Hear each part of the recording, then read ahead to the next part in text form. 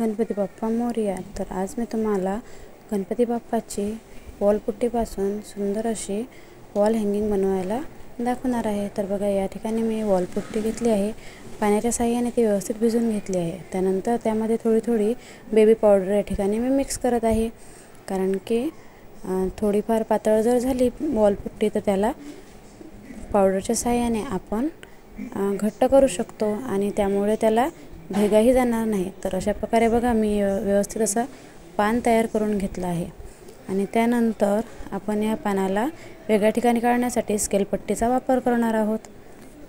त्याचं एक असं सुंदर असं एक वॉल डेकोर आपल्याला घरच्या घरी तयार होणार आहे। तर बघा, वॉलपुट्टी थोड्याफार भेगा जात असतील तर त्याला आपण पाण्याच्या साहाय्याने प्लेन करून घेणार आहोत आणि यावर आपण स्केलच्या साहाय्याने प्लेन असे रेषा काढून घेणार आहोत, म्हणजे पानाचा आकार तयार होईल। आणि याला आपल्याला वरच्या साईडला गणपती बाप्पाचे छोटेसे चेहऱ्याचा भाग करून घ्यायचा आहे। तर बघा, अशा प्रकारे मी चेहरा करून घेतला आहे आणि दोन साईडला त्याला कान पण लावून घेतले आहेत आणि वरच्या साईडला गणपती बाप्पांचं मुकुट लावून घेतलं आहे। तर बघा, अशा प्रकारे आपण या गणपती बाप्पाच्या मूर्तीला असंच व्यवस्थित ठेवून घेणार आहोत। नेलपेंटच्या साहाय्याने मी या ठिकाणी त्याला आकार देण्याचा प्रयत्न केला आहे आणि आपल्या घरातली जी आपल्या बनसाठी लागणारी UPN असते ते या ठिकाणी मी वापरून त्याची हुक अशी बनवली आहे। बघा, 3 ते 4 तास वाळल्यानंतर अशी व्यवस्थित असं आपली पान आणि गणपती बाप्पा तयार होणार आहे। वरून आपण पांढरा रंग लावून घेणार आहोत।